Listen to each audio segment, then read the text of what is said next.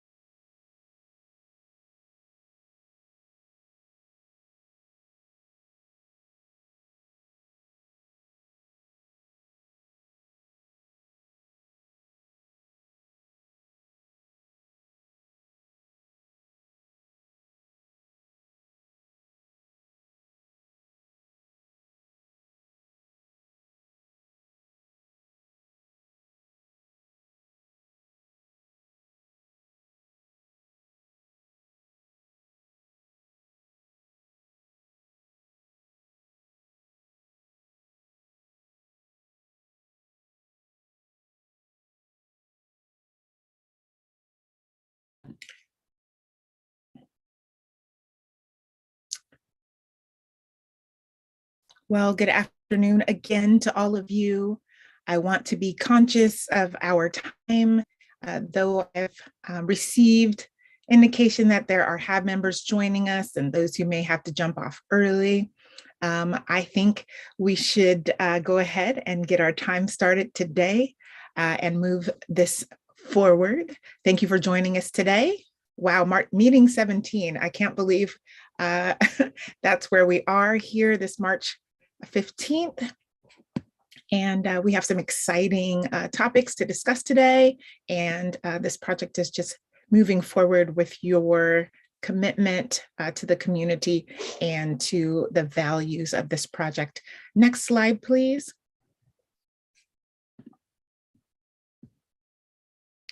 If you're experiencing technical difficulties, make sure that you avail yourself to the number there on the screen. We want to make sure that all community members who want to participate have the opportunity to do so. Please be sure to mute when you are not speaking. We thank you to all of our Rose Quarter staff and others who are joining through the live stream. It is our goal to allow for the prominence of the HAAB members and those who are assisting and speaking in the meeting to be on our live stream. So thank you for that. Next slide. Today, we will go through our normal principles of agreement. We'll have an opportunity for any public comment. Our director, Ms. Megan Channel, will provide us with some important project updates. And then we'll have an update from Amber in regards to the Community Oversight Advisory Committee. And then we'll have some dialogue around performance measures, which are really important, and how we plan to facilitate outcomes that are in line with the values and community vision. And then we will have an exciting design update from our urban design team, and we will conclude the meeting with next steps. Next slide, please. You all are familiar with this. Your voice matters. We ask you to be your authentic self, to come into this space with genuine commitment to the process. We ask you to listen for understanding. This is a passionate project for many of us, and so we are asking you to deal with issues, not people. We thank you for helping us provide a safe authentic and respectful place for dialogue around this project. Often with passion projects, we'll experience some discomfort. So we ask you to be prepared for that, but to remain respectfully engaged. All of the ails of the albino community were not created overnight, and we cannot solve them all in this, but it's our goal to collectively work towards better project, better benefit, economic empowerment for us to dive into and hold true to the values that we've established for this great work. Next slide, please. At this time, Ms. Natalie is going to help us with our public comment. We have opened it up. You will have 2 minutes. And Ms. Natalie, if you're there, I appreciate your stepping in. Yes, thanks, Erica. Now we invite members of the public viewing the meeting on the live stream to make a verbal public comment. You can do that by phone by dialing that phone number shown on the top right corner of your screen and entering the meeting ID and passcode when prompted. And then after doing so, you will be placed in a virtual waiting room until it's your turn to speak. And when that time comes, we'll invite you to unmute yourself and speak your comment. And as Erica mentioned, speakers will have up to 2 minutes for their comment and then will be muted at time. If you'd like to provide more extensive comments, you can do that by a few ways that are all listed on the meeting agenda. And we did receive 3 written public comments in advance of today's meeting that were shared with HAAB members today. So also please remember to mute your speakers if you are listening on the live stream during your public comment. And I'm just checking to see if we have anyone in the waiting room and not seeing anyone at this time. I know it takes some time to dial all of those numbers, so I don't know if we want to wait another moment or two, Erica. Indeed, let's give folks just a couple more moments and then we can move forward.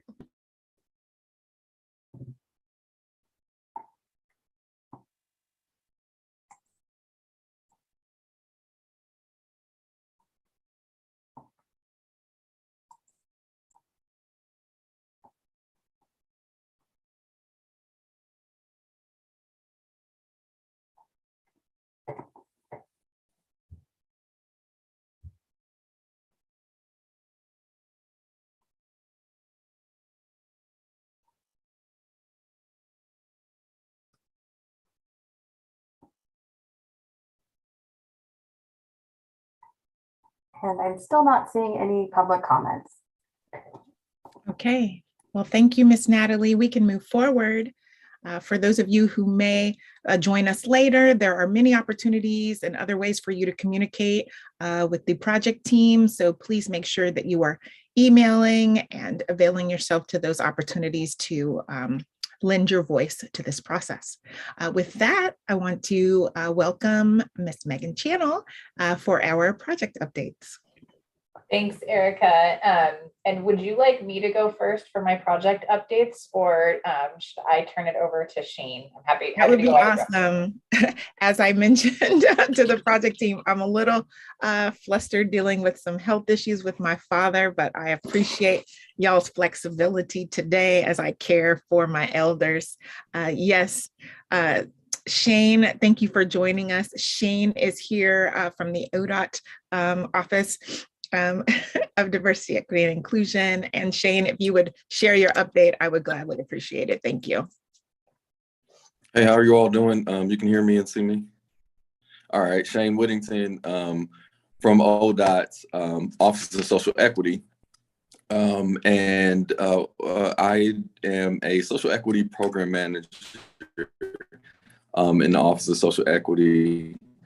One of the reasons why I'm here at this meeting, and thank you all for having me in this space and welcoming me into this space. Geez, you know, when you get ahead of yourself and you start talking.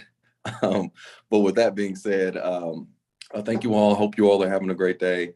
So one of the things that I'm working on is the Infrastructure Investment and Jobs Act that was signed by the Biden administration. And deployed over $1 billion to this Oregon Department of Transportation.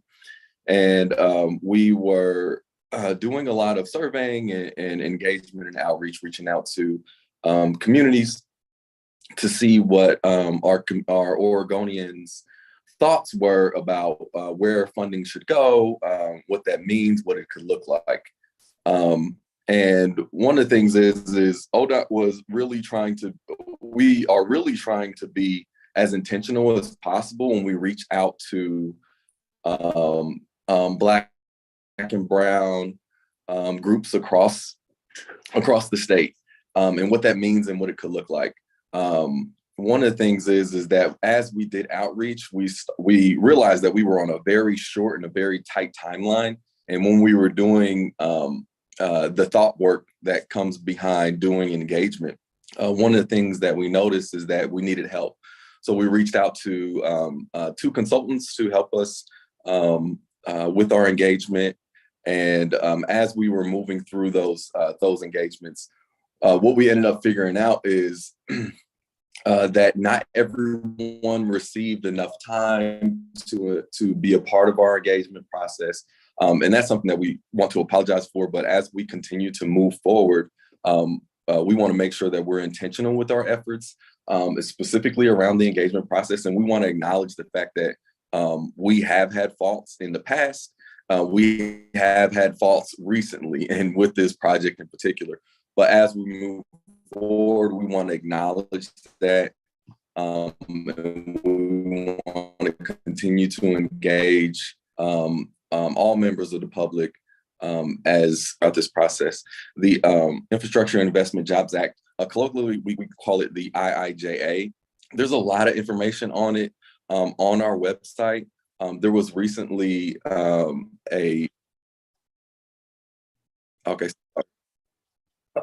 there was recently a conversation that happened at our governing body session, the OTC, so the Oregon Transportation Commission. And at that meeting, there was a lot of discussion about the Infrastructure and Investment Jobs Act. And so you can go and you can view that live on YouTube. There are links to that. Literally, if you go to Google and type in O.IIJA and you press enter, the very top link should be the link to that discussion. It should also provide you information to the agenda items and the attached materials that come along with that. So you all can view all of the public opinions that were submitted, as well as the engagement efforts and the numbers behind what we did with our engagement behind that. But I'm in this space to represent ODOT in that way. And if there are any questions, I'm here to receive those and to continue to build relationship in this space as we move forward. Shane, thank you so much for that. We wanted to make sure that our HAAB members had an opportunity to engage with you. Great, thank you so much. Megan has dropped links into the chat for those who would be interested in following along with that. This is in reference to the survey that went out to you, and we wanted to let you know that Shane is advocating and sharing the information, and there's a strategy and a plan behind that. So if there were questions for Shane in regards to that, this is an opportunity for HAAB members to engage with him.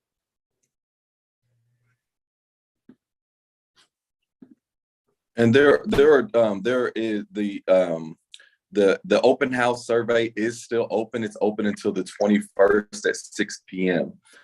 There is a translated document in English and in Spanish. Ms. Sharon, I see your hand. Thank you, Erica, and thank you, Shane. What I really appreciate is when I hear intention, and then if the intention's not realized in the manner in which it's hoped, that there is an acknowledgement of that. I was really concerned and even wrote about the survey, the time frame, and particularly those frequent, consistently, historically missed communities, and then to hear that again. So I have not read, and I certainly will go to, and thank you for the putting up, Megan, of the survey, the opportunity to read more. But I'd just like to ask in advance of that, based on what you learned about the lack of significant, and I'm going to say BIPOC and other communities that are missed, input to the survey, are there any, I heard about a discussion you said with the commission, are there thoughts being developed to not only represent a better plan for that kind of engagement throughout, since it's a lot of money coming to the state, and we know who gets missed when you're talking about infrastructure and redevelopment. Can you talk about, is it too early to consider? What have you learned from this experience, coupled with what we keep learning from these experiences that actually could push forward? Yeah, thank you for that. Results to get better penetration, whatever. Thank you for that. You're speaking for a larger group than yourself, so I don't want to act like it's just you. Yeah, no doubt. And that's why our office was created. So the Office of Social Equity has been around for just about 2 years here at ODOT.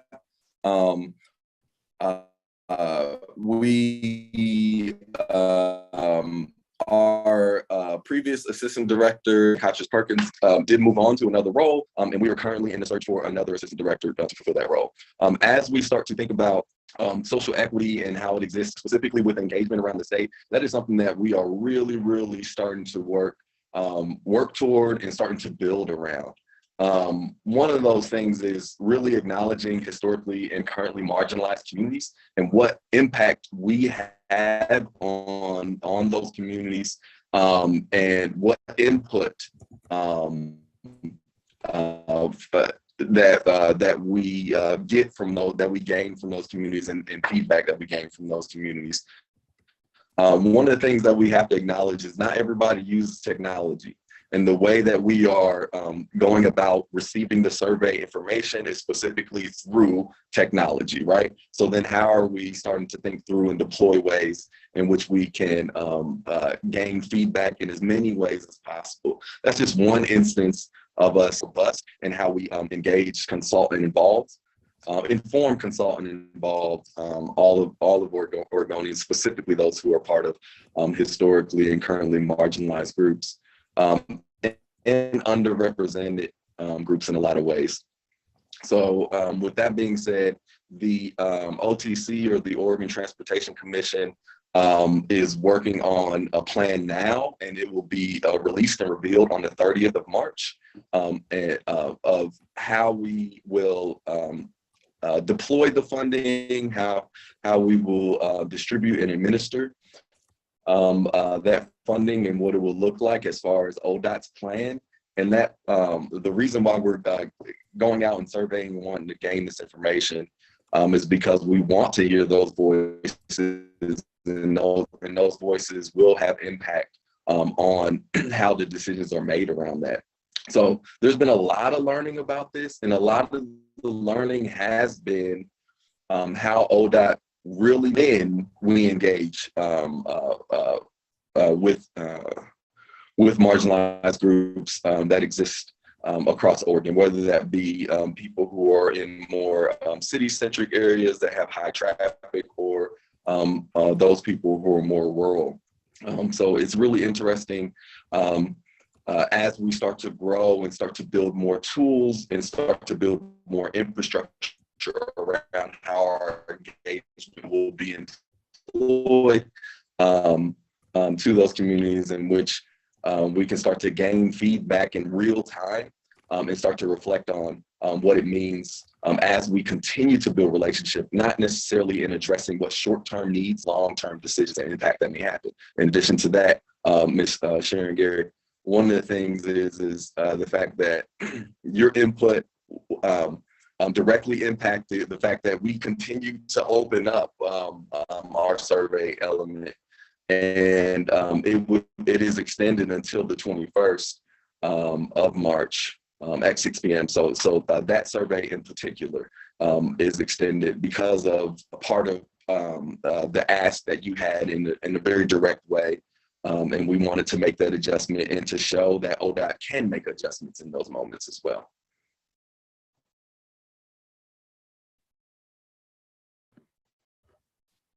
Thank you, Shane. And Ms. Sharon left a comment in the chat for you as well. We appreciate the acknowledgement and your work there.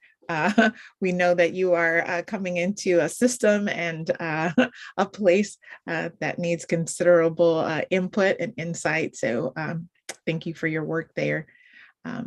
Ms. Megan, now to you for our project updates. Thanks, Erica. And good afternoon, HAAB. Awesome to be here with you again. I've got a couple updates. I'm going to hit 2 quick updates, and then I'm going to turn it over to my colleague, Tia Williams, and then I'll jump back with my 3rd update as well.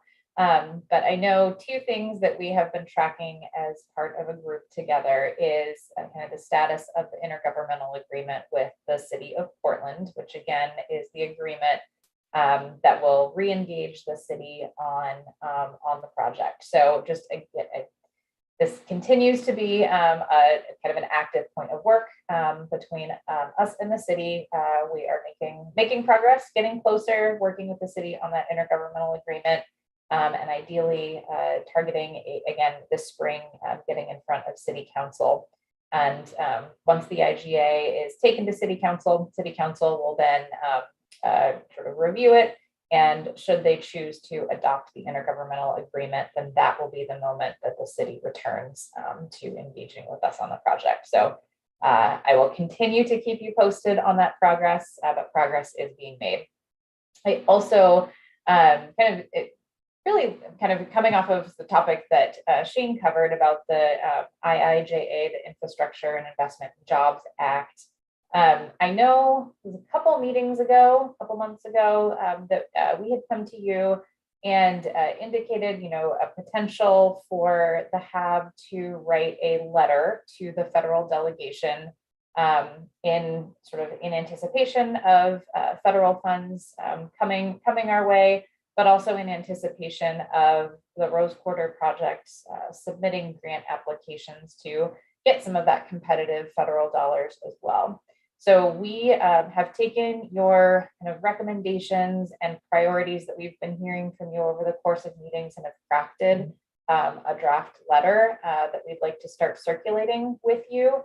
Very similar to the way that we handled the process with the HAAB's recommendation letter on the highway cover decision to the Oregon Transportation Commission. So if the HAAB is still interested in that, just know that that is something that we are working on, and Erica will be reaching out to you through your one-on-ones to make sure that we're getting it right by way of how we're articulating your priorities, and if there's any additions or modifications that we need to make to that as we're moving forward. So just again, wanted you to know that that was in progress. So with that, Tia, I will turn it over to you kind of for taking us one step up above Rose Quarter, and then I'll bring us back to the funding update on Rose Quarter as well. Awesome. Thanks, Megan. And thanks to you all for having me here in the space. So Tia Williams, I'm the communications director at the Urban Mobility Office, and thought it made sense to sort of bring an update on the urban mobility strategy and really put into context the broader investment that the agency is really making in terms of our infrastructure in the Portland metro region. The Urban Mobility Office, which the Rose Quarter project falls within, the Urban Mobility Office's portfolio, has been up and running for about 2 years. And it's really in response to calls from the Transportation Commission and sort of leadership to really put some intentionality behind a more systematic and comprehensive investment in the Portland metro area. Knowing that our region is growing tremendously, we are anticipating an increase of our population growth of 23% by 2040. We currently rank as the 11th worst for traffic congestion in the nation. And really, we need to do business differently and really think about the way we invest in our system differently, and be smarter about those investments. So the Urban Mobility Office and the Urban Mobility Strategy is really in response to that. So our Urban Mobility Strategy is really a comprehensive investment to last our region sort of over the next 50 years, looking at strategic investments in infrastructure, upgrading our bridges so that they're seismically resilient, and then really getting at smarter investments in multimodal and other modes, so bicycle and pedestrian facilities, along with a comprehensive congestion pricing program to really help combat the traffic levels that we're seeing.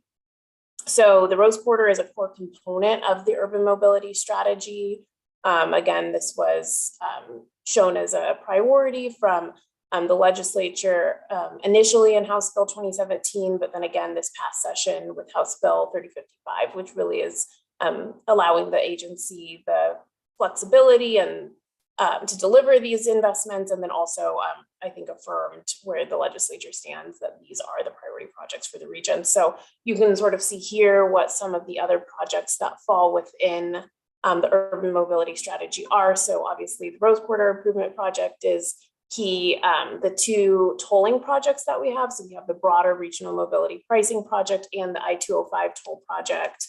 I-205 improvements, which includes the upgrading of Abernathy Bridge, the Interstate Bridge Replacement Program, the 217 Ox Lanes project, which I don't know if anyone's been out on 217 recently, but construction is starting, so that's exciting. And then the Boone Bridge seismic improvements project. So it's actually, I think, a little more effective if you see it on the map where kind of all these projects are, but we really wanted to show the context and the broader investment. And then I know that this committee has had conversations about where are those opportunities to align more, right, with conversations, especially with IVR and what that investment looks like in the North and Northeast Portland area. So we're tracking with you, and that's really part of this work to really bundle all these projects together and look at the broader investment. So we've been, talking internally and want to, again, follow back up with you on what some potential opportunities are to connect more with IVR and look at these projects in tandem with one another. So wanted to just spend a little bit of time talking about that. I'm also happy to answer any questions if you have any on any of these projects. And just know that it doesn't have to be now, but if you do have any questions that come up about other projects or hearing things, this can also be a space, and we should be a resource to be able to sort of answer those and be helpful in that way. So thank you so much for your time and commitment to the project. It's so important, and we're just really excited about the next 10 plus years of investment in the region. Thank you, Tia. If you all have questions, Dr. Richard, I see your hand. I'm going to let Megan give her update, and then we'll take our questions. Thanks, Erica. We can go back to the slide deck. And so I wanted to follow up again just on project funding. I know that we've had kind of a light touch on it, but wanted to bring the numbers here in front of you by way of the project, and really, again, to emphasize how we're going to fill this gap and really looking to our federal funding opportunities for that. And so letters of support from the HAAB as we seek those funding opportunities will be ever important. So kind of taking a quick step back by way of project cost, as you know, with the proposed hybrid 3 highway concept, we have made modifications to the project design concept that lengthen and strengthen the highway cover, really to maximize the priorities that we've heard from the HAAB about creating new space and maximizing developable space on top of the highway cover, reconnecting community streets, and doing this all the while minimizing any impact to the project schedule on that importance of getting jobs in the ground now. So with that, there has been an update to the project costs. This is what has also been reported to our Oregon Transportation Commission. So wanted to again make sure that you were empowered with that same information. We know that the project cost again has increased from previous estimates back in 2020 with the what I'd say exciting changes relative to hybrid 3. We're looking at 2 different scenarios for the highway cover by way of buildings that can be accommodated on top. And so the first tier of cost is related to a highway cover that can accommodate up to a 3-story building. And so we anticipate that that cost will be about 1.18 billion to 1.25 billion. And I want to be clear that that's a cost for the project in full, not just the highway cover. So that's the auxiliary lane and shoulder improvements on the I-5 corridor, the local multimodal street elements, as well as the highway cover itself. We're also looking at a scenario for up to 6-story buildings on top of the highway cover. And in order to strengthen the structural integrity of those highway covers, there is an added cost to that on the order of about $200 million added. So for 6-story buildings, that takes us to about 1.35 billion to 1.45 billion. So just wanted to, again, share that preliminary information with you. This, again, is based on a 5% design understanding of the hybrid 3 and kind of project concept. So these numbers will change. They will evolve as we learn more, as we continue to work with you as the HAAB and start to incorporate a number of your recommendations into the project as well. But with that, we know what we know by way of existing funding is that House Bill 2017 currently is the only program funding for the project. And the funding that we have from House Bill 2017 really ranges from about 500 million to 700 million. And that has everything to do with the interest rate at the time of bonding. So the lower range at 500 million is when you have a higher interest rate at the time of bonding, and the 700 million would assume lower interest rates. We're probably hovering somewhere right in the middle there, given the current trajectory of interest rates today. So we do have a gap to make up in realizing the kind of funding the full project. We'll be looking again to the federal investments and increasing those investments through the infrastructure bill that was just passed. Again, looking to federal competitive grants. And we will continue to prepare kind of our broader finance plan, both for Rose Quarter, but kind of for a broader urban mobility strategy. And how we fill that gap. So more to come, but at least wanted to empower the HAAB with the data behind the costs as we move forward. So with that, Erica, back to you to field questions for us. Indeed. Thank you, Megan, for that update. I wanted to open opportunity for HAAB members to engage with Tia around the urban mobility strategy.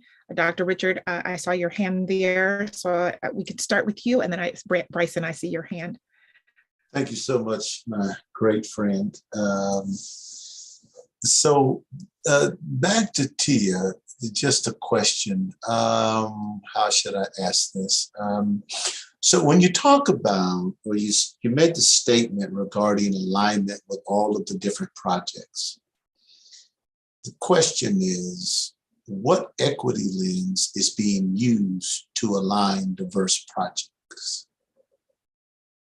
My other question, second question is, so when we talk about the toll project for I think it's the I-205 bridge, in terms of the financial impact, was there an additional equity lens from a economic perspective that was applied to that specific project as well? Yeah, absolutely. So let me go for the first question, and then I think I have a clarifying question on that second one that you have. So in terms of kind of the equity lens that's being applied across the board at the urban mobility strategy, that is something that we are currently working to really standardize across the projects. I think that, from a workforce perspective, right, I think Rose Quarter is a huge example of the way that ODOT's really starting to do things differently with the CMGC model and bringing in the JV early to strategize about how to increase diversity on the project. I would say for the 205 improvements project, that's another example where we are working on a pilot project, for instance, on hiring by zip code. So there's some things that we're trying to sort of innovate on and really try and coordinate internally so that folks are understanding best practices. So there is some of that standardization that's happening across the projects. What I would say, though, is that it is very iterative. And so, back to what we talked about with where's there opportunities for partnership on IBR, for instance. That's a little bit further down the road, right? They're a little bit, they're not as far along or in that same space. So what are some of the learnings that they could use from this project? Where are those opportunities for partnership? So I really think that that's our role at the Urban Mobility Office, to help facilitate those conversations and figure out who, where are the spaces, who sort of needs to be a part of those conversations. So I think there's a lot of opportunity for the HAAB to be, a voice in that and helping shape what that looks like. To your second question, are you talking about in particular like the I-205 toll project and the equity lens on the impacts to folks who would be needing to like pay a toll, or is that what you're referring to? Yes. Yeah, and so that's something that we are working. We actually have an equity, mobility, and advisory committee, which is putting together a recommendation and really helping advise on a low-income toll report, which would be putting forward a recommendation to ensure that low-income drivers and folks who would be needing to use the road would not be further burdened by that. So their commitment is there by the legislature, by the agency, and of course, by the community, to really make sure that that's front and center. And in fact, in House Bill 3055, the legislature had directed the agency to come back with that low-income toll report September of this year. So that's actually something to note for maybe a future update to this group of sort of what that low-income toll report includes. We could even do like a presentation, but that is something that is absolutely going to be a consideration, not only for the 205 toll project, but the broader toll project as well. Let me ask one follow-up, if I may. So with a lot of these committees that are formed, how many non-ODOT individuals regularly attend these meetings? Do you mean like as members or like members of the public kind of sitting in and listening? Both. Yeah, so the Equity, Mobility, and Advisory Committee is a community-based advisory committee as well. So it's really made up of folks who represent community-based organizations, different communities, and it's staffed by ODOT, but it's fully, it's fully made up of community members, but they actually do have quite a few members of the community who write in for testimony and are very engaged just from a public perspective on that committee. Are there any individuals from this committee a part of that? I don't believe that there's any individuals or members from the HAAB that are a part of the EMAC, but I will say, I think as we move forward, if that's another, I'm kind of hearing like a theme, and I'm actually really liking this of like, committees for IBR and committees for tolling, and how can there be more? It's one thing to have crossover with like the COAC and another committee on this project, but I think like taking that up a level and figuring out ways that we can share information is absolutely, I think, spot on in an area that I'm happy to help improve upon. So we can, brainstorm on ways to increase the two-way traffic on that. Thank you so much. I yield back to Eric. Thank you, Tia. Thank you. Appreciate that. Bryson, I see your hand, and then Miss Sharon. Yeah, so I just wanted to get a little bit of clarification if you've got estimates on the square footage difference between the 3-story buildings and the 5 to 6-story buildings. So, because I know we're talking about several different buildings here, and kind of what the difference in usable space is likely to be, at least in the ballpark. Yeah, and Bryson, I want to make sure I am understanding your question correctly. Do you mean the square footage of space like on the highway cover, or the square footage of potential building space on top? I would say the square footage of the building space between the two different levels of proposals. So, I mean, obviously buildings off the cover don't have the same height requirements as buildings on the cover. But if we're doing on the cover buildings are up to 3 stories versus on the cover buildings are 5 to 6, what's the rentable square footage space difference between the buildings in ballpark terms? Got it. Yeah. And Bryson, the answer is I don't know. We don't have that information yet, and that's really going to be determined on like what are those uses, what are those buildings, what's the programming on top. which is a process that is going to be led by the city of Portland in partnership with the community. And so we don't have that information yet. I think we'll have to figure out what the it is by way of what's going to go on top of the highway cover to better directly answer your question there. Okay, that's fine. Also, I miss our time on the HC3 meeting. So Bryson, it's nice to engage in the highway covers again with you. Thank you. Miss Sharon, to you. Thank you, Megan, and certainly Tia and Shane. If you will, I just had a radical thought pass across my mind. So if you can let me be contrarian, I'd like to ask it when we're talking about the intention of moving, particularly the I-5 Rose Quarter I'm speaking to, and then the equity issues around tolling for use of. Given the possibility that we are resurrecting a community whose presence was lost by intention historically, and even how decisions are made currently, has there been any thought, or could there be any thought within ODOT about how you present the case for why this project, the funding for what we have decided and determined is the best benefit to the African-American community that was lost in Lower Albina?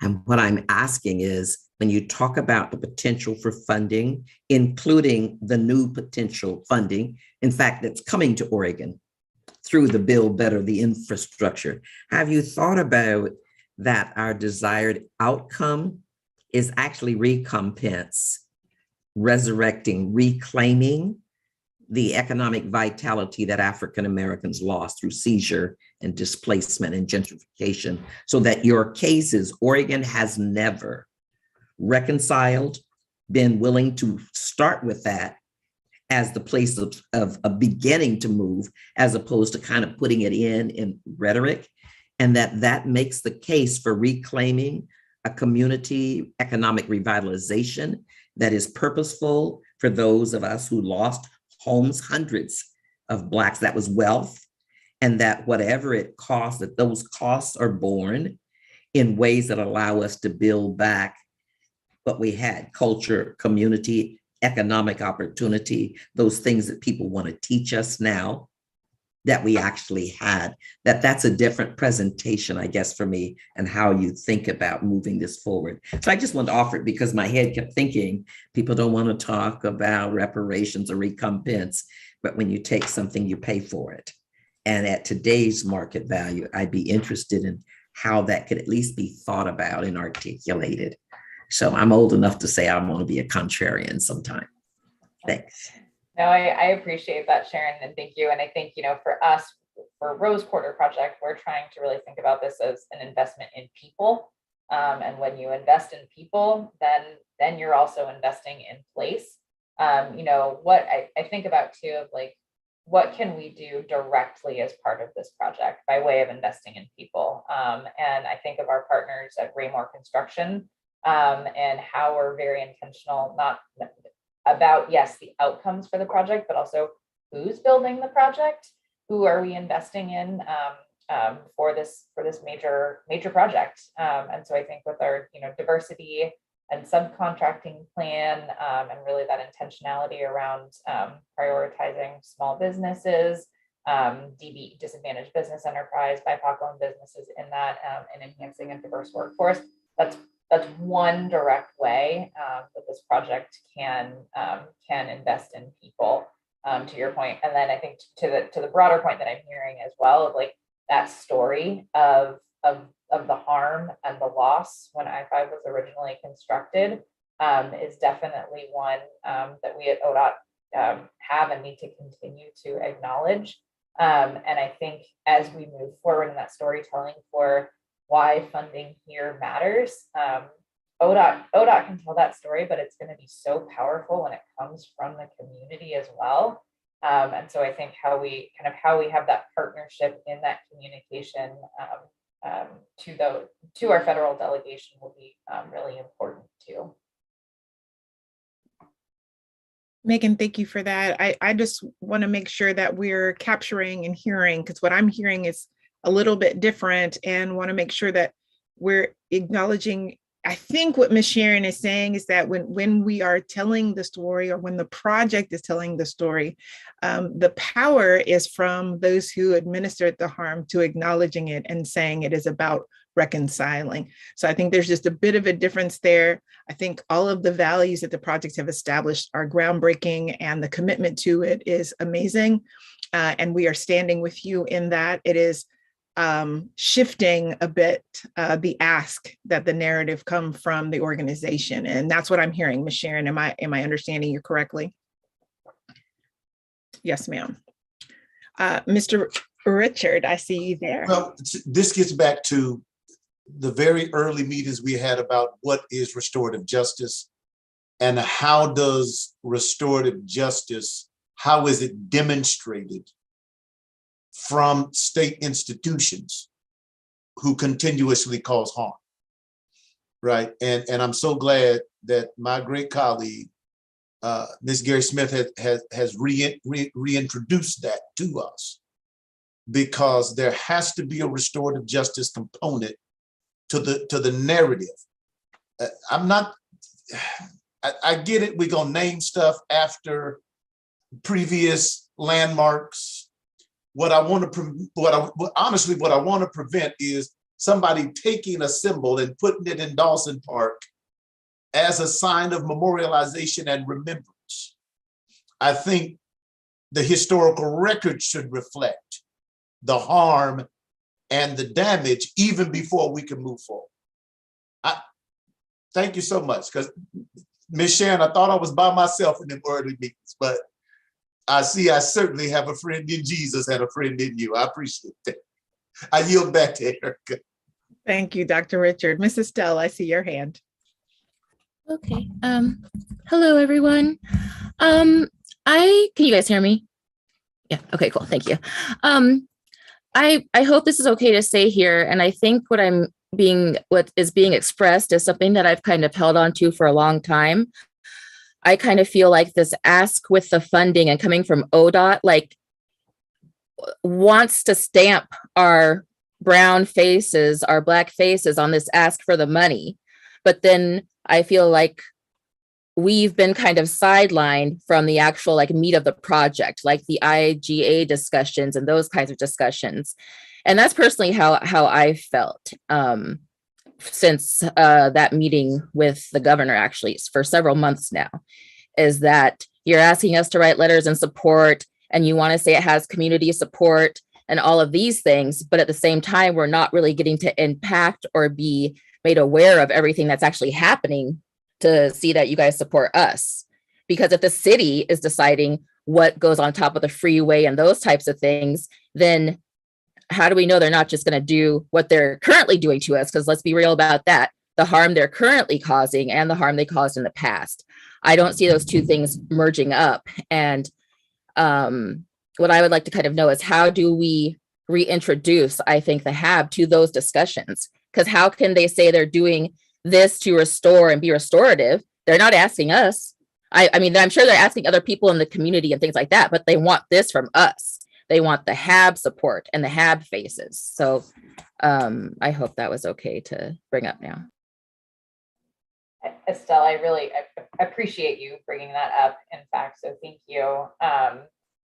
What I can say, I obviously can't speak for the city, but I look forward to a moment in which they are re-engaged in this process and here with us at the HAAB meetings to hear from you directly. What I can say, one thing that ODOT does have control over and is helping with is the recommendation letter and the priorities that were laid out by the HAAB sent to the Oregon Transportation Commission. That is also being integrated into the intergovernmental agreement with the city of Portland. And so kind of really as a baseline for here are the community priorities. And so ODOT can control and address the transportation component and the project and the urban design elements that we're working through with you that James has been leading, but also using that as the baseline for consideration of what goes on top of the highway cover. So that is one I would say, and I'll acknowledge a minor step, but one step that we are taking to push your priorities forward. But I think you bring up a really good point, and one that I think I don't have a good answer for today, other than I look forward to that partnership with the city when they can join us here and hear from you directly. I would also just add to Estelle, I think it's a really good point in that it should never be like a stamping of, right? Like, I think the HAAB as a body has a really powerful voice, and whatever you all kind of decide to put in that letter, to share that with the city, to share that with the federal delegation, sort of being really authentic and sort of what those priorities are is going to be really important. So this should be really, driven by the HAAB and promoted. We just want to help facilitate however we can. But I think, again, just like underscoring that, like the voice and what the like tone and what the letter is saying should be really driven by this group here, and not from ODOT saying this is what we need you to say, right? Thank you, Tia. Thank you.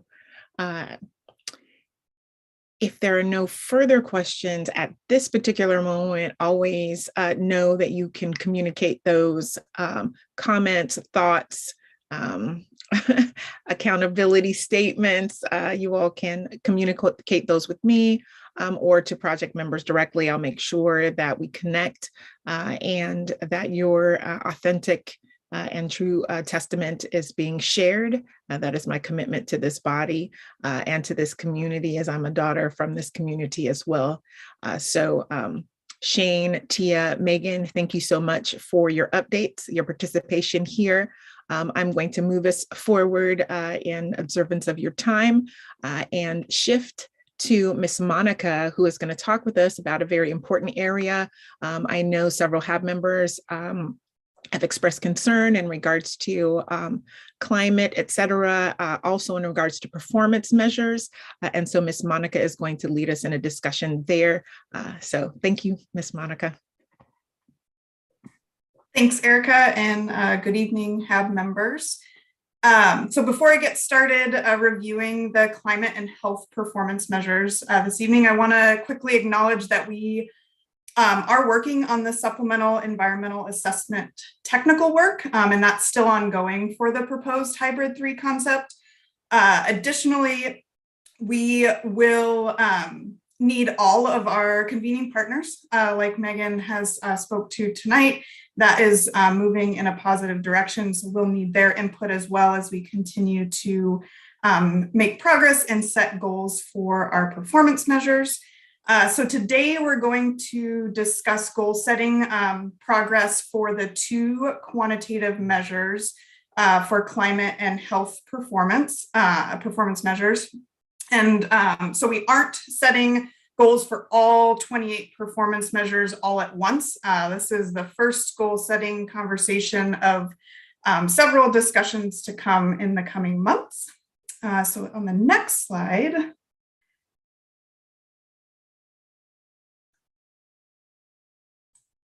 I'm going to go to the next. Yeah, so we're going to go a little bit out of order tonight. And we'll start with our climate and health performance measure number 2 and discuss the Green Road certification process. That some questions came up last time about that. And after we walk through performance measure number 2, we'll pause for you to ask questions and provide some space for discussion there. Then we'll walk through the remaining climate and health performance measures 1, 3, and 4. So for performance measure 2, the proposed goal is to achieve a green transportation project by obtaining a bronze level Green Road certification. So that's our proposed goal for your consideration. This performance measure is both a short-term and mid-term goal to be completed both through design and construction in 2022 through 2029 timeframe. And I'm going to give an overview of the Green Roads rating system, and then we'll come back to this slide at the end to have discussion about the proposed goal and get your feedback. So this slide Like I mentioned, our proposed performance measure goal is to achieve a bronze level Green Roads certification. But what is Green Roads and what does that really mean for our project? So starting with the Green Roads Foundation was established in 2010, and they manage the certification process for sustainable transportation development projects in the US and internationally. So the Green Roads rating system is basically an instruction manual for measuring and managing sustainability in infrastructure projects like streets and highways and bridges. It's really similar in concept to a LEED certification in the building construction industry. And the foundation has created a rating system that's used to assign a project either bronze, silver, gold, or evergreen certification. So on the next slide, the rating system provides guidance to owners, designers, and builders who are seeking to build a resilient and sustainable infrastructure project. And each sustainable practice is assigned a point value, also known as a credit. These credits are assigned based on a transportation project's full life cycle from design through construction and into the future. And our project, or on our project, a Green Roads sub-team was created to continue discussions on the Green Roads certification. And that team is made up of ODOT staff, the staff from our owner's representative team, CMGC construction team, and other members of our project consultant team. And this Green Roads sub-team did an initial estimate of the credits that could be achieved based on their relevance compared to the project scope. They looked at the availability of all the required data from that Green Roads requires, the indicated scoring metrics and thresholds given by Green Roads, and looking at the level of effort involved in data collection and continued monitoring throughout the project. And there are 8 credit categories you can see on the right there. The first category is a list of credits that are required for every project that earns a Green Roads certification. And these required credits include a mix of environmental, social, planning, design, and construction related items. And then in the next few slides, I'm going to kind of provide an overview of the other 7 credit categories. So the first category is environment and water credits, and this really focuses on managing runoff and reducing runoff contamination. There's construction activity credits that focus on construction efficiency, safety and equity in the construction workforce, and minimizing construction impacts to the adjacent community. There's procurement and delivery credits focused on sustainable business practices, employing locally, and workforce development, early contractor involvement. On the next slide, there's material and production credits that are focused on thoughtfully and sustainably acquiring materials that are recycled, locally sourced, and long-lasting and versatile. There's energy and mobility credits that focus on reducing overall project energy uses by supporting alternative modes of transportation and minimizing the energy usage of project operations. And then there's accessibility and livability credits focused on removing barriers to mobility in the project area, increasing awareness of the local neighborhood and its needs, and enhancing safety for all modes and designing resilient infrastructure. And the last category is creativity and effort credits that are intended to support innovation in design and construction. And to obtain these credits in this category, we need to challenge the old ways of thinking and really deliver a project that's innovative and exceeds expectations. So on the next slide, back to our specific performance measure goal slide. As I mentioned earlier, Green Roads has the 4 certification levels. So the bronze certification requires that the project earn 40 credits. Silver is 50 credits, gold is 60, and evergreen is 80. As I mentioned, our technical team has done their initial evaluation of the Green Roads requirements and how the project fits within those credit requirements. And so we are at this preliminary engineering phase. That team estimated that we can achieve 47 credits. And that's why we are recommending a goal of bronze level certification for your consideration and discussion today. Our next step, as noted here, is includes this discussion today with you as the board, as well as working with Green Roads to initiate a pilot project to get their initial evaluation of how many credits we could achieve based on where we're at in preliminary engineering and all the work we've completed to date. And so we're just kicking that off. We're in the process of kicking that off with Green Roads, similar style evaluation that we did internally. That'll be done by the Green Roads team. So with that, Erica, I will turn it back over to you to help facilitate some discussion. Indeed. Thank you, Monica. Ms. Srinivas, I saw you unmute. So I wonder if you have a question or a comment in regards to I didn't even realize I unmuted myself. I guess my hand must have preemptively known. Yeah, my question is, so I just want to make sure I understand the process. So it sounds like what you said was the project team said what level they thought they could achieve. And based on that, that's been made as the recommendation for what the goal is. So I'm just wondering, why is their perceptions of their achievable level so low? And why can't we set the standard for the silver, gold, or evergreen level? What would be the difference? And what would we need to do in order to push for a higher level? Because I may be an overachiever, but I've never been comfortable with coming in at the lowest on a scale when there's potential to come in higher. Great question, Srinivasa. So I would say we're close to silver. And I think that's why I kind of wanted to highlight we're at preliminary engineering and there's a lot of work that we still could do. So if this body wants to set the goal at silver, I think that is something we could push for. I will say for reference, because I was with you, that was my first question to the team when they presented to me, what they had come up with for credits was why, what could we do to set a higher goal and how could we achieve it? For reference, Green Roads has never awarded an evergreen project. And so not that, we are the first in a lot of areas on Rose Quarter. And there are some specific requirements for things such as like habitat restoration that just aren't elements of our project. There are some credits, I would say the majority of the credits that we couldn't earn are credits like that, where there's certain elements that just aren't a part of our kind of urban environment that are a part of some other projects that are in more closely related to more of a natural environment. I hope that answers your question, Srinivasa. If any other follow-up?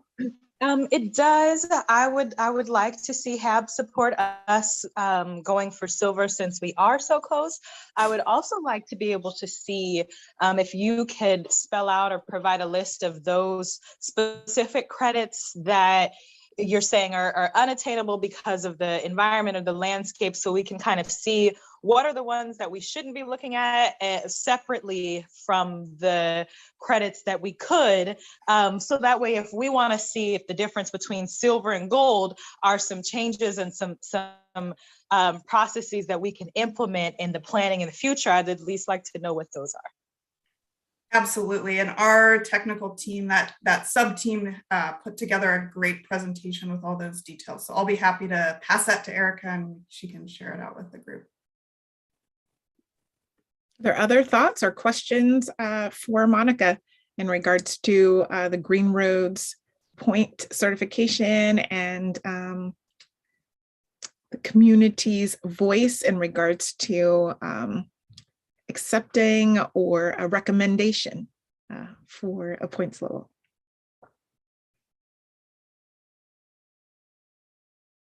Your colleague has put it on the table that she would like for this body to recommend a silver. Are there other thoughts, objections to that?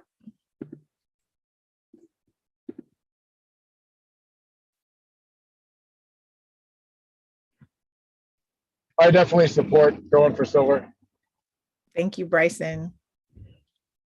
Other HAAB members?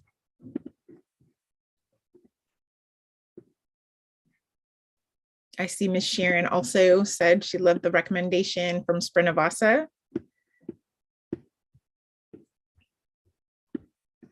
I'm unsure if we need a formal vote.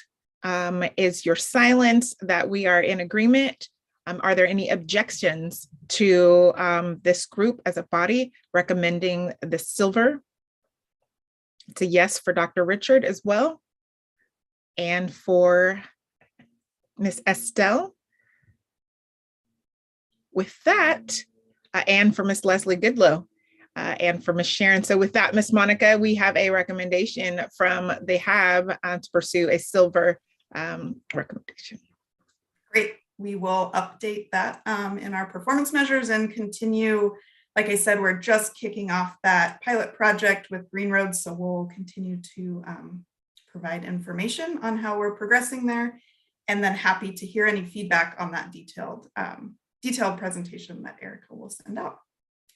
So if we want to pull the slides back up. And Mr. Washington, I didn't want to leave you out.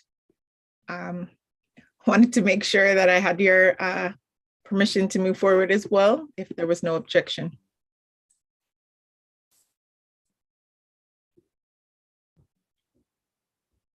Yes, we absolutely do. Thank you, Ms. Sharon.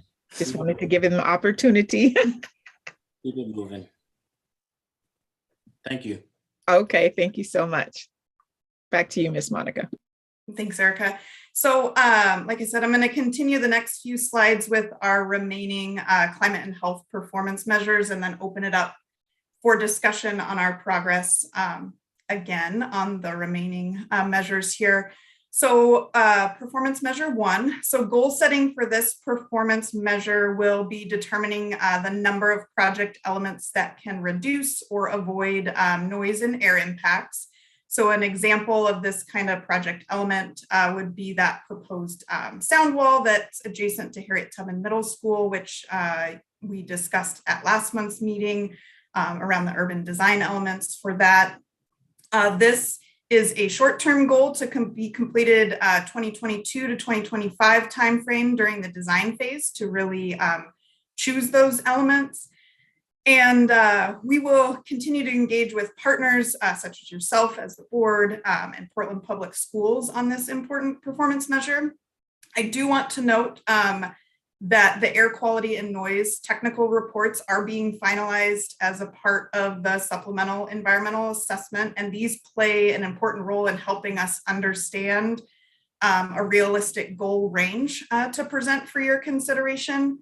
So our next steps that we've highlighted here are to complete those air and noise technical reports in the coming month or so, and really prepare an exhibit that shows the project element options, and then discuss with you and our other partners on the project.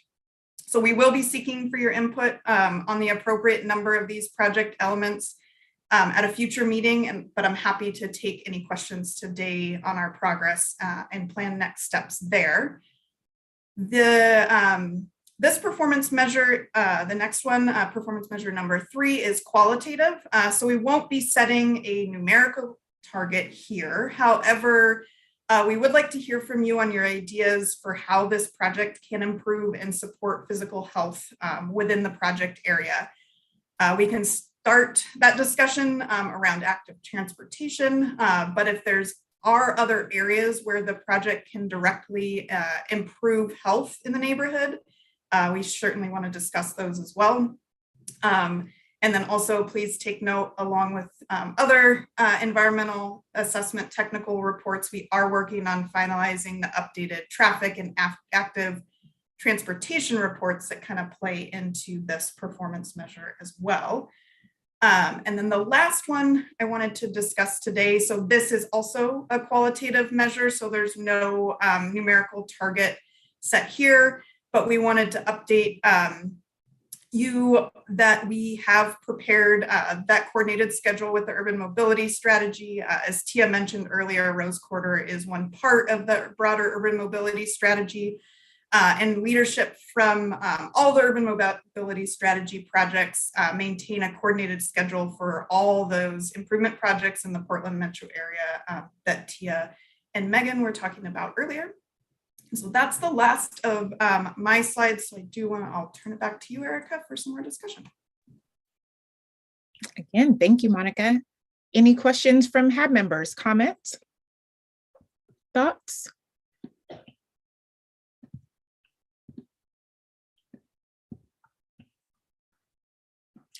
Must mean you did an awful thorough job, Miss Monica. We thank you for that. There is always opportunity to communicate, to have further discussion in our times where we meet together one-on-one.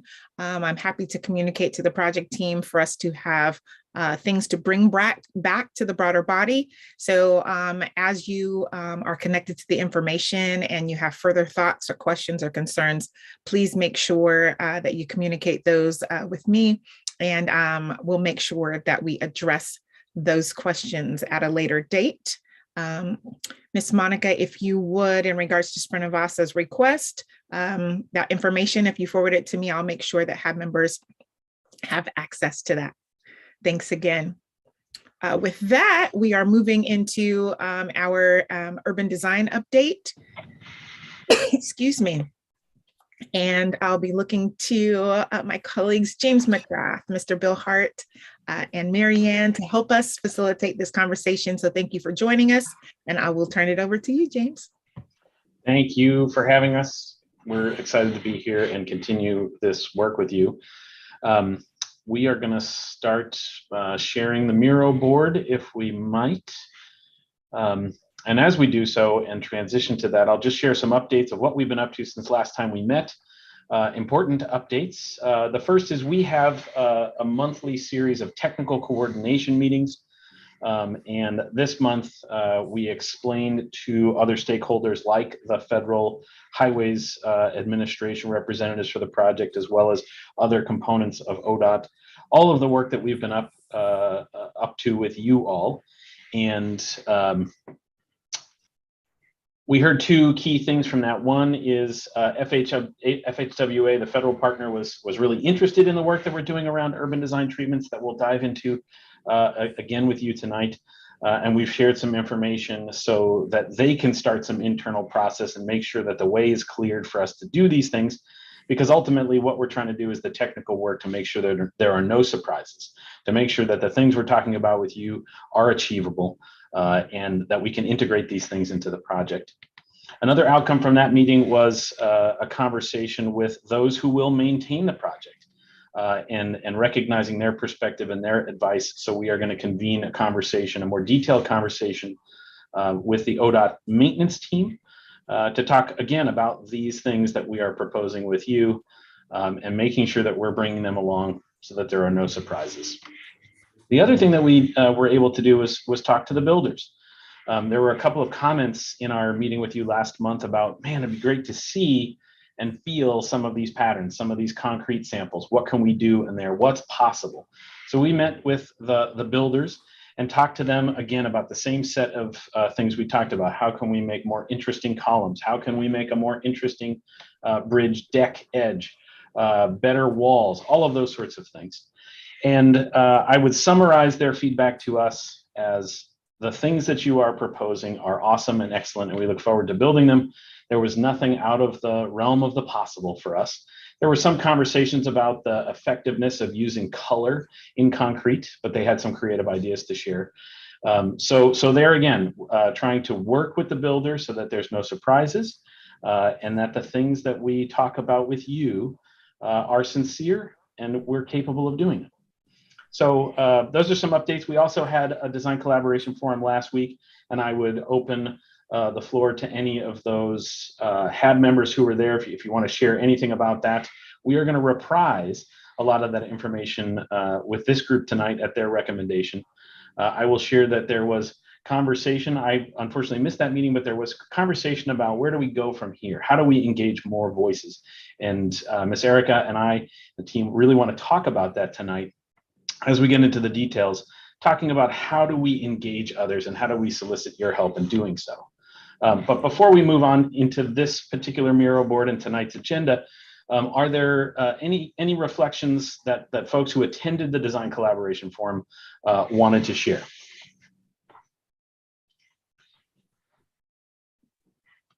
Bryson, I think we'd be looking to you. I know you and Keith were very involved with the urban design team in the forum. Yeah, sorry, I'm just trying to get the dog in the car. No, so I did really appreciate a lot of the work that they did as far as where things were going. I mean, some of it's sort of a little bit abstract in the sense that, you know, it's a little bit kind of figuring out what we can do now versus what we can afford versus what's possible. But no, I did think they've been doing a good job so far. Great, thanks, Bryson. Okay, and before we embark, I should also welcome and introduce you to Tiffany Swift, who has joined our urban design team, and much of the work that you will see tonight, the depictions, some of the renderings and whatnot are Tiffany's work. She's been just a tremendous help in advancing the creative ideas that you have offered to us and bringing them to life. So Tiffany will help us tonight and going forward. Hopefully you will join me in welcoming her to the team. With that, let's move into the left side of the board. I'm going to spend just a hot second talking about what we heard last time and where we go from here. And then I'm going to hand it over to the team to get into the specifics with you. So last time we talked about specifics and we kind of ran out of time to talk about some overarching thoughts. In our conversation with you last time, there was the beginnings of an interest in having parts of the project be the same.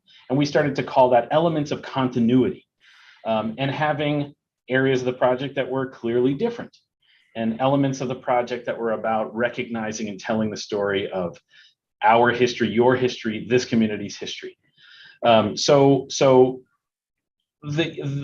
was an appetite on behalf of the HAAB, or we think we heard an appetite to look at the project as a whole.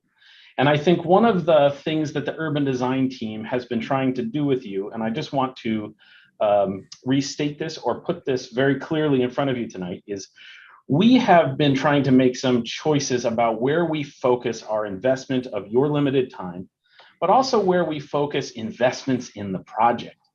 And we have generally elected to focus on places where there are lots of people, or where lots of people will travel by on foot and rolling, not really trying to focus on those who are driving through on the main line, but rather focusing on the places where people, community members, albino community members, will traverse the project area. So Tiffany, if you might zoom in to that, that larger depiction. So this is an overview of the project area, sort of as if you were hovering over downtown, looking back at its entirety from 405 to 84. And you can recognize the large buildings in the foreground being the Memorial Coliseum, the Rose Quarter, the Rose Garden, the Convention Center, and the Blanchard site. It occurs to us that there are 4 primary areas on the project where people will be walking and rolling through, and doing so at a slower pace. And these are places that we want to focus investment. I don't think this is a surprise to you because we've talked about this before, but I wanted to restate it. The first is clearly up at Russell. Not only is it an important historical or an artery in the history of Albina, but it is a place where people will walk and travel to and through the project area. There is, of course, the area around Harry Tubman Middle School, and we spent some time talking about that last time, and we will revisit that as well. There is all of the local streets and public realm and potential buildings on the covers, which is clearly where we could make an investment and people would see it, people would experience it. as we think about doing something better, doing something to honor the history and tell the story of the history. And then there's also the place around the Rose Quarter Transit Center, where there's already a large audience of people on foot and making transfers, people sort of circulating and using that space. That is another place, whether on event night or even just on a regular day, where there's quite an audience that could benefit and be enriched by the investments that we're making. Now, this isn't to say the other parts of the project don't have to be a good neighbor, but these are the 4 areas on the project that we want to keep revisiting and investing in, because as you have said to us, we want to focus our attention on the people in the community that will experience the project. So I'll just put that out there quickly. There's other things I'd like to cover, but does this resonate? Are we moving in the right direction by selecting these 4 areas for multiple kinds of investment?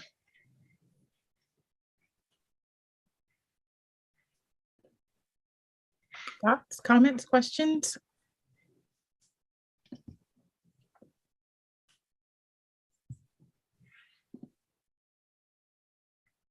Okay, well, we can keep moving because I want to restate again what I think we've heard over a sequence of meetings with you.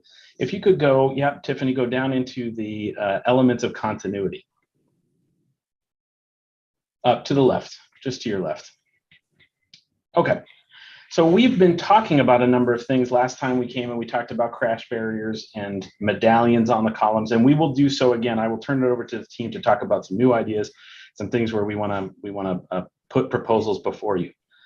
But we did hear last time, what are the parts of the project that will be the same, consistent from end to end? And we're proposing, based on what we think we heard from you, that there will be elements of continuity where it looks the same on the crash barrier. How does the outside of the project look to the community? Relative to the columns, we'll talk a little bit more about this tonight, but how we make the columns that are closest to people, what do they look like, and how do we enrich them? The medallions themselves showing up in every location. Definitely more conversation about that tonight. And then wall patterns, bringing a consistent treatment to walls, and that could include a baseline pattern, but also a premium pattern, and planting. Those are the things that would have consistency across the project. Whereas there are going to be things that we can do that are very different and look different. And those could include this row of things in red that say elements of distinction, architectural lighting underneath the highways, and even potentially up on the local streets. That would be different. We wouldn't do the same thing everywhere. There's also the potential to do, and we talked about this in the context of Harriet Tubman Middle School on the community face of the wall, but there might be other locations where there are distinct panels that are attached to either the face of a wall or a bridge abutment. We also talked about, and there was an attraction to, in the previous HAAB meeting, we had albina written as an identifier and a gateway treatment on one of the bridges. Maybe we do a number of gateway treatments, but they don't all say the same thing. So it would be an element of distinction. Maybe it says albina here, and maybe it says something at a different bridge. We also think that there are paving patterns that would be unique. Maybe the pavement patterns on the sidewalks that form William Street are unique and different from the sidewalks elsewhere on the project.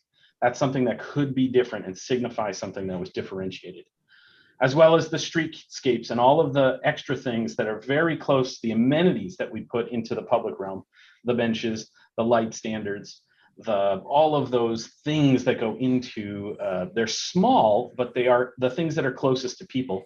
Those also could be elements of distinction. Some of them may be controlled by the city partner. We will need to talk to them, but there's a way to introduce some unique furnishings. The elements of recognition, this is really important. And I think we want to come back to this topic, but I'll introduce it here to say, those 4 areas that I talked about earlier on that map, those are places where we think the project could make an investment in something that was really conspicuous, witnessed by many, experienced by many, that acknowledged and recognized the history of this place, of the Black Portland experience, of the African American experience, and maybe a broader audience or a broader history that gets told. But it would be through commissioned art, interpretive signage, and historical kiosks. This idea of certain columns around Holiday and Multnomah, the pillars of Albina that we've talked to you about before. That's an opportunity that is specific and very much about recognizing the history of place. And then there are other kinds of interpretive things, signage and other engaging ways, perhaps up on the covers most conspicuously, or north of Russell, where we could do something more that was really, really interactive and related to history. So this is a rubric we're trying to discuss. We don't have to talk about it in the abstract if that is not compelling and of interest to you tonight.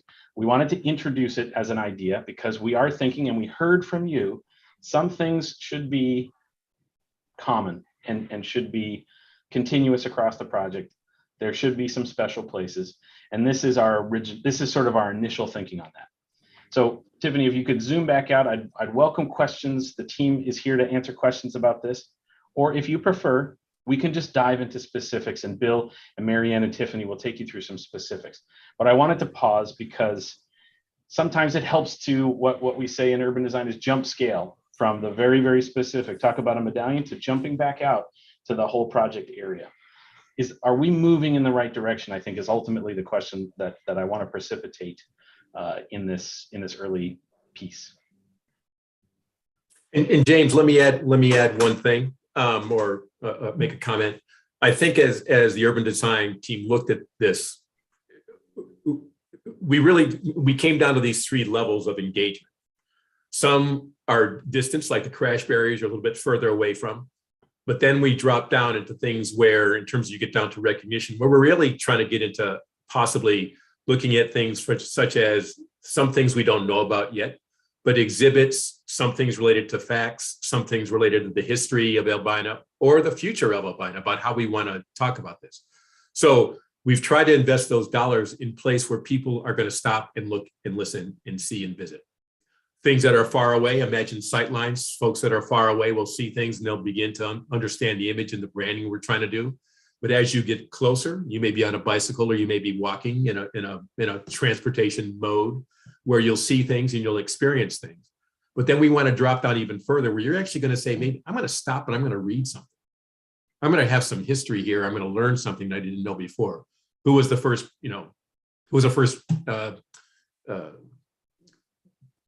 principal of a school here, or some significant characters or what happened to the business districts that were here that were displaced. So we've taken that and we've kind of used that as developing these levels of engagement to try to take your dollars and the investment and put it in a way where it's going to be meaningful to people.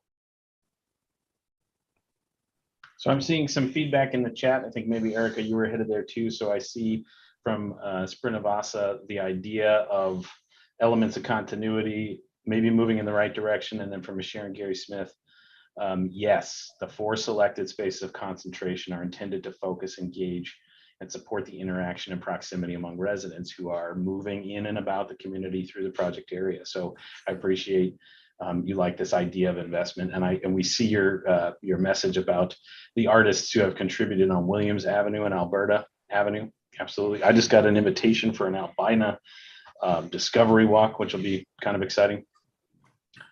Any other comments folks are sharing? We will continue to revisit these themes. We will enrich them as we go. But as a design team, it's helpful for us to have some overarching thinking so we can nest the specific ideas within that. And just really, it's about making sure we're hearing you and we're reflecting your feedback in the way we approach this work. Okay. So we'll move on, and I'm going to turn it to Bill. I think, Bill, you've got first. We're going to talk about specifics. Let's dive into specifics related to medallions. This is a topic we talked about last time, and a topic where we can keep going. Always on the periphery is, where do we go from here? I think we're going to present many ideas, and we're hoping to work with you tonight to winnow those ideas to a fewer so that we can do a broader round of engagement that you have asked for before. We want to talk about the plan for how we do that, but the goal here is to make some choices, but not all the choices tonight, so that we can get feedback on those and that you we can come back to you with information about who contributed, who weighed in, what were their preferences, so you're not making decisions in a vacuum. I think that's where we're headed. Yeah. And what I'd like to do, Tiffany, can you go back out to the bridges that you did off to the left? Sure. Storytelling. Yeah. These are things that I don't think HAAB has seen before. And if they were, they have been improved and been developed. And so this begins to tell a little bit more of the idea of the 3 levels of engagement that we are kind of talking about. And Stephanie, do you want to talk a little bit more about, these are examples of how we use the elements that we've been talking about, the architectural elements and the improvements. And this just gives you an idea of what we're talking about. So as we move into the discussion, you have an idea when we talk about medallions, where they might go. When you talk about the bridges, or you talk about the columns, or you talk about capitals on columns, this will give you a little better idea or help define what we're describing. Sure. And it's great to be speaking with you all for the first time. I was listening to the last HAAB meeting, so I'm really excited to be on the project and helping to contribute and move this forward. So kind of another take on what James just presented of the elements of the project. So the elements of continuity, we're seeing this, the role is to make the project area feel cohesive and considered, and to raise awareness that people are passing through Albina as a district. And the elements that we see following in this category right now are the crash barrier patterns, which we'll talk about in more detail shortly, the medallion, and the column collar, which would be concrete or tile. So those 3 elements are really going to be the focus of our time together today. Then moving to the next category, the elements of distinction. These are these special places where we really want to empathize maybe themes, maybe help with wayfinding. Those are some topics that we heard at the last meeting. And this might be things like those panels that we showed last time. It could be steel, lights, concrete, the gateway signage, and special lighting. So those are things that you'll be hearing from us, not today, but in future meetings. And finally, the elements of recognition, those places that Bill just said, where we expect people to be moving the most slowly, where we have the chance to really tell that story of Albina, past, present, and future in a deeper way. And this is where we're going to really involve other community groups, other organizations, other artists, and that could take the form of interpretive signage and art. So this is just a depiction of how all of these different elements could layer together. So it could be helpful to keep this in mind as we go through the specific patterns for the crash barriers and the medallions and the top of the columns, because as we've heard from some HAAB members before, we want to be aware of the whole. So it feels cohesive. So we're telling the story that feels right, that we are emphasizing the messages that are important. That's great. Great, Tiffany. So let's take a look at some of the medallions. Some of these you have seen before, but there are some new ones that we have shown here that help illustrate a little bit more about what these medallions could be. We've looked at a variety of materials. Let's see. Let's start at the top. Yeah. The precedents. Yeah. Let's start at the precedents. Yeah. So here we're looking at it. I mean, right now we're looking at a couple different materials. There are, on the far left, there are examples of medallions that could be made out of a cement plaster, something that more like the round medallions that we are shown here. They could be left one color, or they could be painted. And again, we're not selecting the actual, the design, but these are just examples of what they could be. There's also the ability, much as off to the lower one which is the figurine, where you can do something that's much more 3-dimensional. And at one point we had looked at the idea of the dome, and that dome symbol as being something that would be a landmark for the betterments that we're trying to do for this project. Off to the right, we've got some materials which are enameled porcelain panels.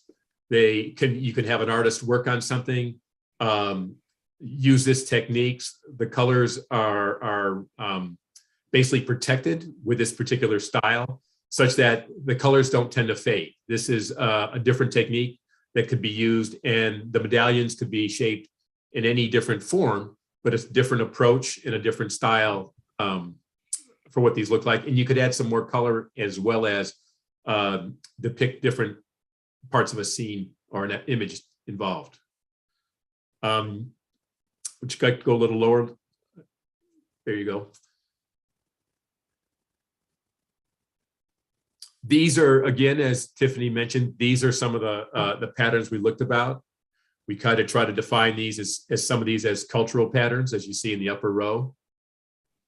We also then tried to look at some of the ideas of the albino symbols. And again, we, at this point, took the liberty to kind of use the dome and did some different ideas about what that might be, what that might represent, and different interpretations of all that.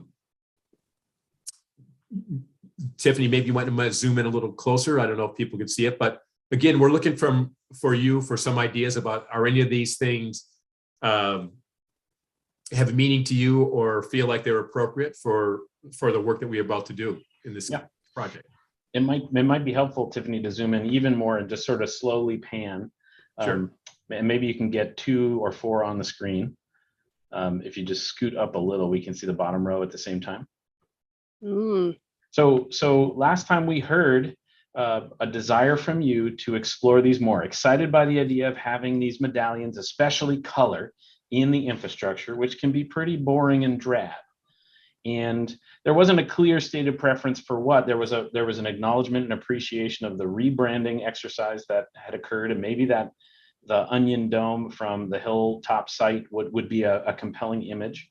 And so we've riffed on that. We've gone further on that. There was some suggestion on Tuesday, maybe the medallions, each of the medallions is different, and they say something different on each of the columns. So we want to explore that if you have preferences.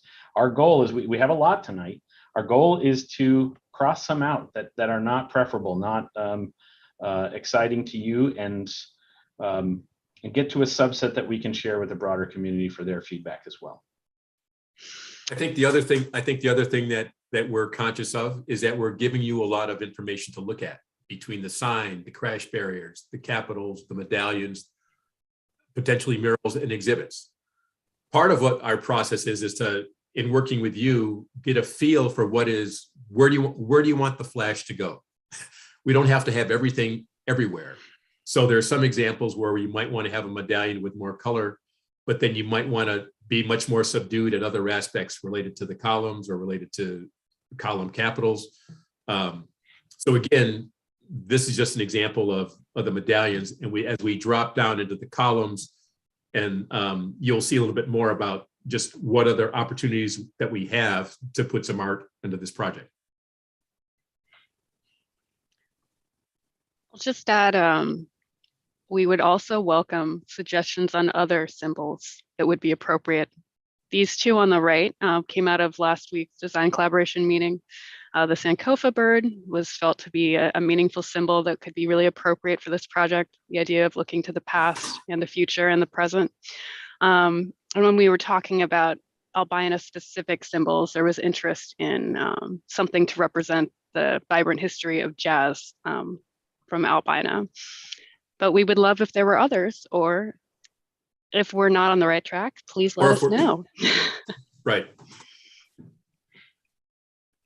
Seen some comments in the chat in favor of the Sankofa bird and the historic representation of what jazz meant to this neighborhood and the corridor. I wonder if there would be other thoughts, especially from those who have really deep connections, legacy. Estelle, I see your hand. Hello. I like the designs that are more based in like the history of albino, like the jazz symbols and the dome, and maybe some other things that really center it on albino and really center it on our Black Portland history. Because I'm sure we have a lot to choose from. Those are just my 2 cents. Great comments.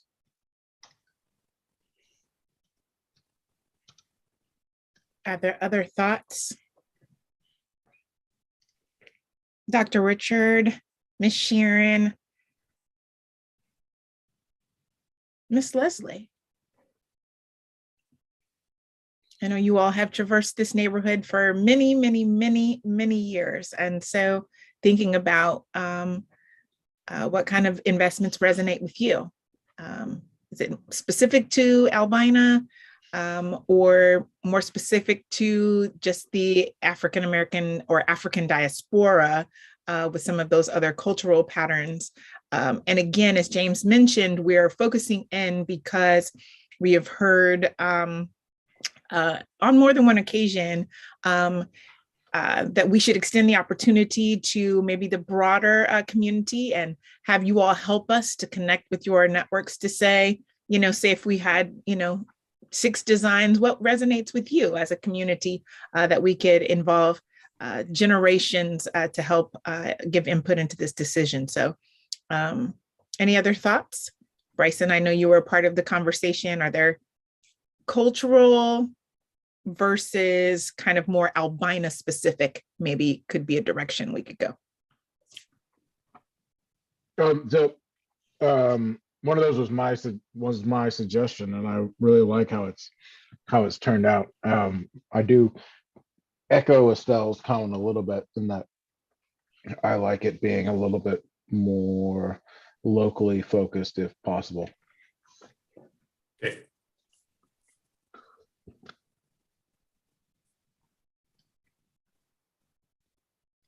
Any thought from the, Srinivasa, you have your hand up. Yeah. So for me, I like that, and I feel like it should have a combination of both. For me personally, Sankofa resonates heavily with me, what I was taught and why I'm a part of this project. I wouldn't be here if it wasn't for looking back, thinking about the impact of my great grandmother and my grandfather and what this means. So that's what has brought me to this place. I don't want us to lose focus of that. And I think this project has to be grounded in community, the city, but who we are as a people. And so I want to see that represented when I go through this area. So I love symbolism of both Portland, but also Portland's greater Black community and an opportunity to highlight our identity, at least for me, an important part of my family identity that is tied with history, with wisdom, with our elders, and with taking from the past and moving forward. Estelle, I see your hand as well.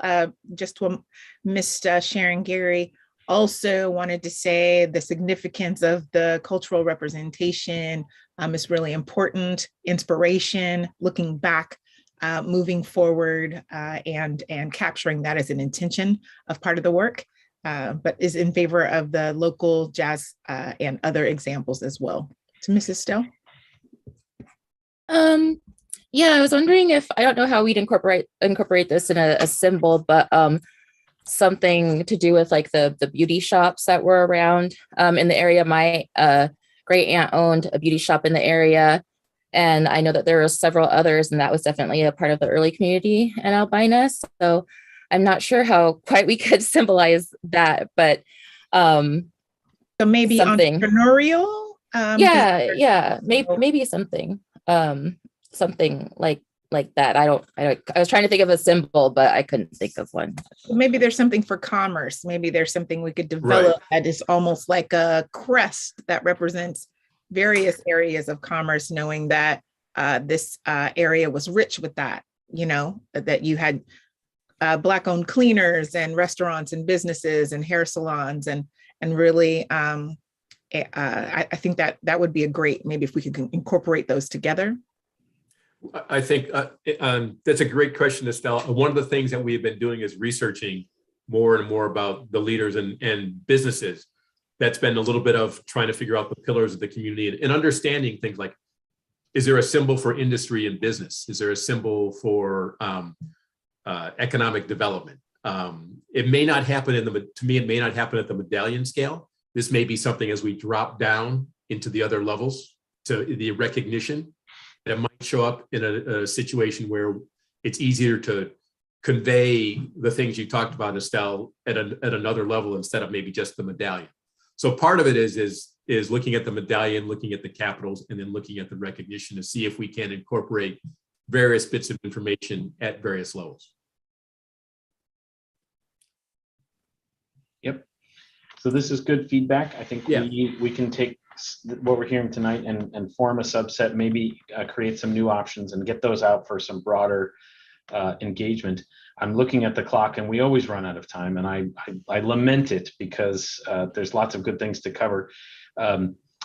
We have crash barrier patterns and we also have column covers, but we also have an area of the project that we continue to run out of time on. And I feel like maybe this will be a challenge statement for Bill and Tiffany. Let's try to move swiftly through the patterns on the crash barrier that we think are in play. Maybe a brief discussion of tile versus concrete on the columns, and let us try to have Marianne share some of the work that she's been developing and wanting to talk to the HAAB about. So how about let's give ourselves 5 minutes to talk about this. Great. Tiffany, you want to go ahead? You did a great presentation at the design collaboration about this, so you can quickly kind of move through these patterns on the barriers. And sure. At the broader level, building off of the patterns for the walls and the crash barriers that we showed at the last HAAB meeting, we did some more exploration for the crash barriers specifically in two big buckets. Cultural patterns derived from the mudcloth and traditional weaving patterns that you all have discussed before many times, and then more geometric patterns, mostly in the kind of triangular pyramidal shape that we think would have some good visual harmony with the other elements on the project. So to zoom in a little bit, we kept the kind of triangular pattern that we showed before, and then tried it in 3D to see how the shadow would work. We tried another one based off of this pattern. Over here, it in 3D. And then this kind of a depiction of this square. And on the geometric, we were really more interested in the way light and shadow could help enliven this space and kind of bring it down to the pedestrian level, even though these are going to be like 15 to 20 feet up in the air. So there's some interest in this pyramidal pattern. Here's a picture of a similar building with that. So you can see how the shadow really can be interesting. I think the other thing that I would add, two things that we learned from the constructability meeting, just about the crash barriers in general, which you can see from what Tiffany developed. The idea of, it was important from the CMGC, from the constructability, that the band be continuous. We weren't going to have elements that were kind of segments that were broken off. As you can see, a continuous band across, because that was going to be an easier way for them to actually build it and construct it, and to worry about construction joints. So that was one thing that came out from the constructability meeting. The other things were that the forms and the things that we are showing you, which are three-dimensional, they have formwork, readily available formwork that can be used for the crash barriers, and for some of these can be used on the round columns if we wanted to use those to, in certain areas. But what we also heard in that meeting is that a custom pattern is not out of the realm of possible. So that's why we have tried to develop ones based more explicitly on some of these cultural heritage patterns. Let's see, I guess the last one is another one, a derivation of a standard pattern, but we heard kind of internally and from the design collaboration interest in kind of playing with these pyramidal forms and spaces to kind of create these shadows, but in a way that feels related to the more explicitly heritage patterns. Right. That's probably a few minutes, right?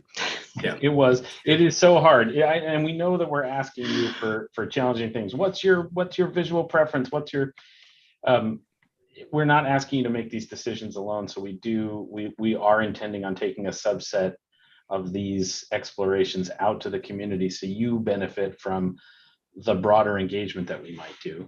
But are any of these just not of interest, or are you able to guide us in any way about these patterns?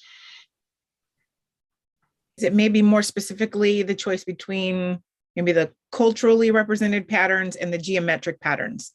Would HAAB members have a preference?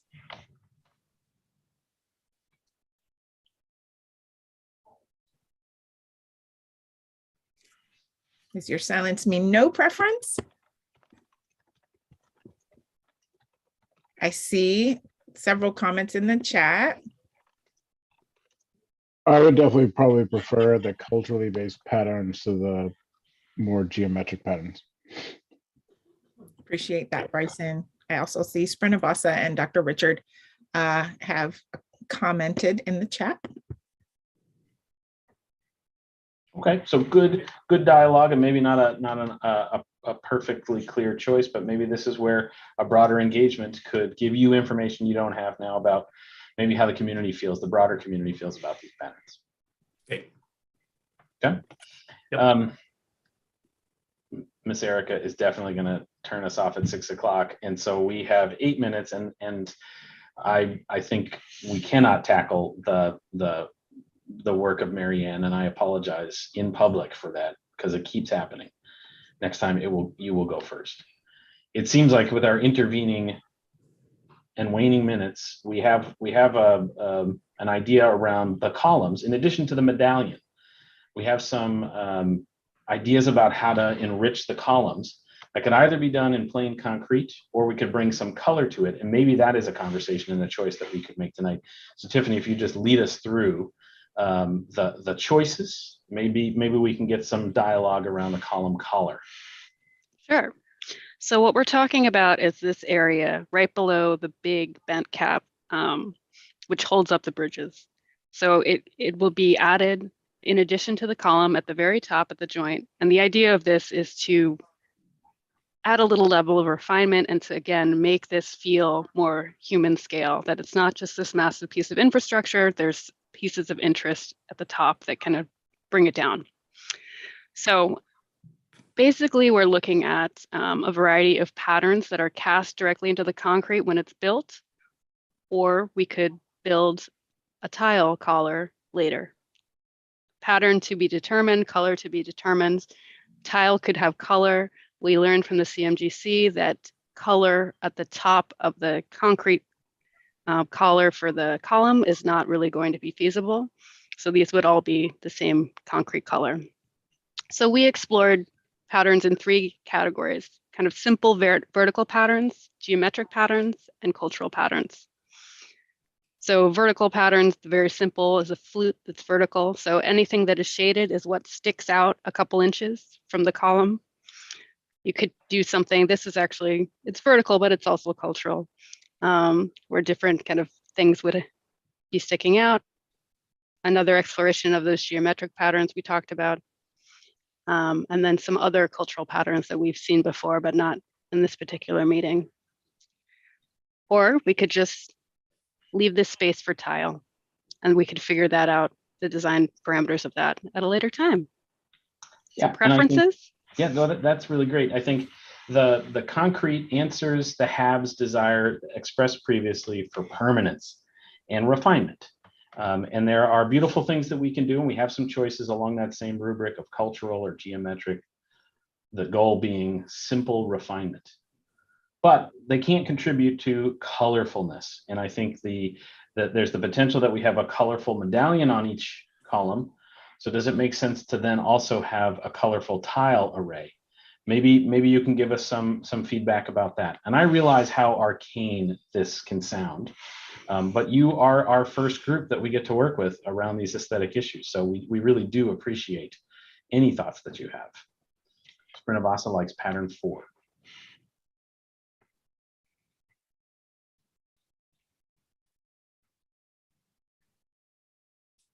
Any other thoughts about concrete versus tile?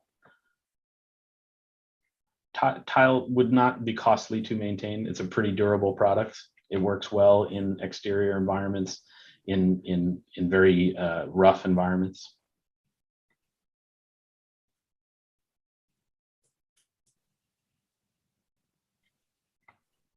Tile, I'm just reading the chat out. Would tile fade more? Generally not. Ceramic tile and glazed tile is a very durable and color fast material.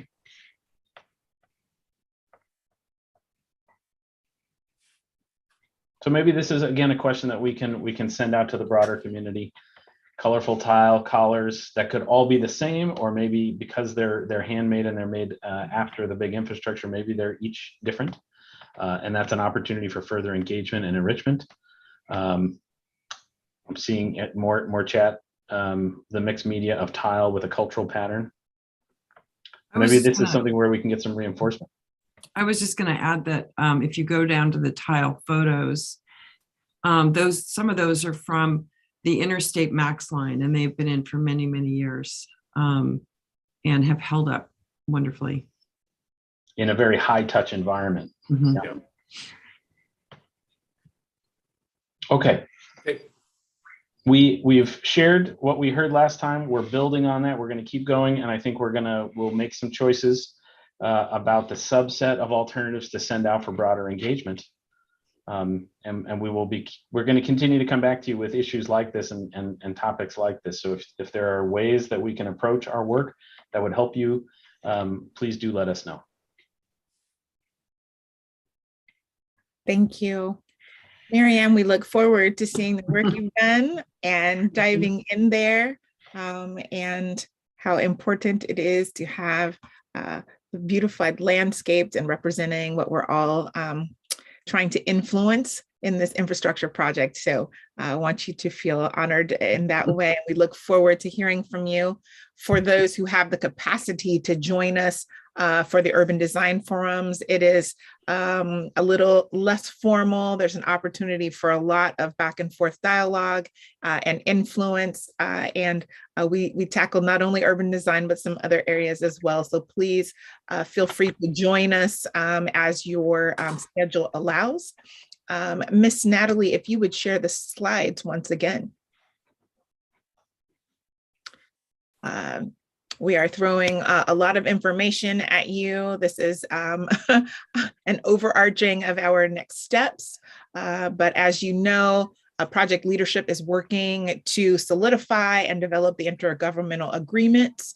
And the project team is really putting a lot of effort into, and it's a great process for developing the performance measures to holding the project leadership accountable to the things that the community see are important and value in regards to this project. Summer and fall, we are hoping as we move into the updated environmental assessment and technical environmental analysis, that there will be advancement of the highway cover design, and also working with the COAC, hearing from them in regards to the diversity plan with our CMGC.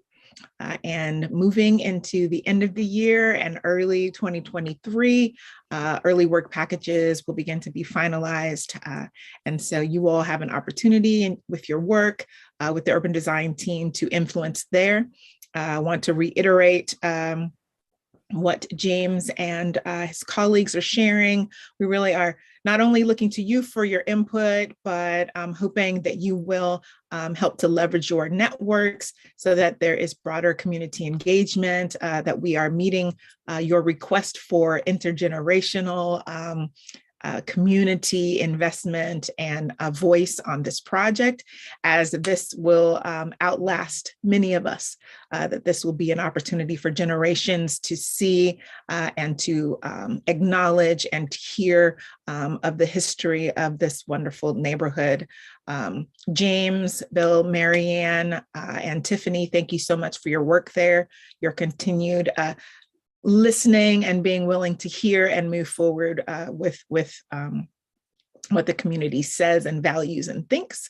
And so I want to say to the rest of you, thank you for laboring with us this evening and being a part of this discussion. We have much work to do. I know it is a investment, as many of you are contributing to other areas in the city, in the community, in the corridor, but your voice is valued here. So thank you. I look forward to our one-on-ones and seeing you at our next HAAB meeting.